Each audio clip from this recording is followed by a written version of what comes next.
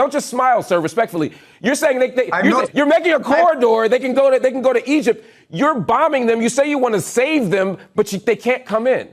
Netanyahu told everyone to leave the area. Where were they to go? Okay, very.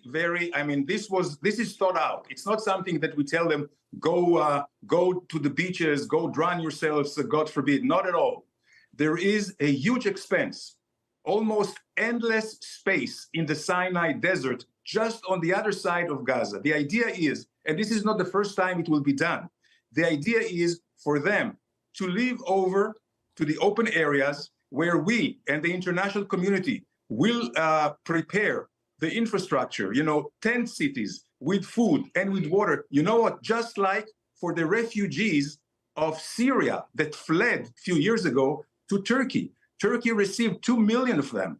This is the idea. Again, I say there is a way to receive them all on the other side for temporary time on Sinai. Because what did Hamas turn out on the other Gaza? side? Are we talking about Rafah? Are you saying the other side that go to Egypt? Yes, absolutely. Absolutely. And Egypt will have to play ball because this is human life is at stake. He said that the humanitarian situation, quote, will only deteriorate exponentially and that crucial life-saving supplies, including fuel, food, and water, must be allowed into Gaza. So the UN is saying you must do this. You are saying you're not going to do this.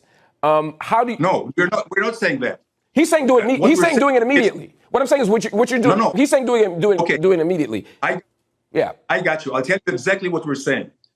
I'm saying we will do everything for the Gazan people.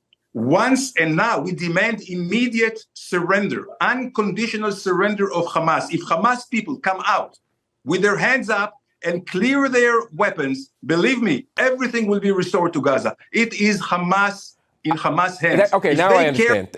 Thank you for clarifying that, sir. I think we're actually on the same page here. You're saying that once Hamas leaves, you'll grant the Gazan people food, shelter, fuel, electricity, hospitals, schooling.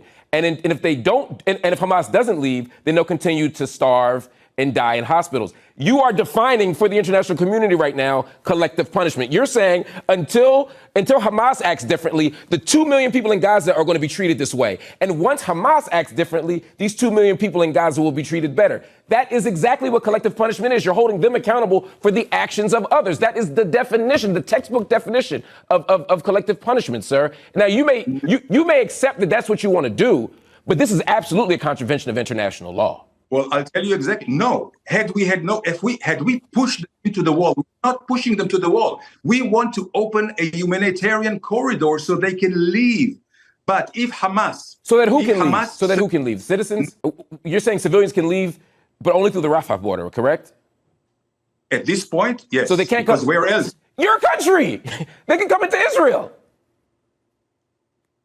I'm telling you one more thing I want to say. I want you to address that point. Don't just smile, sir. Respectfully, you're saying you're making a corridor. They can go to Egypt. You're bombing them. You say you want to save them, but they can't come in.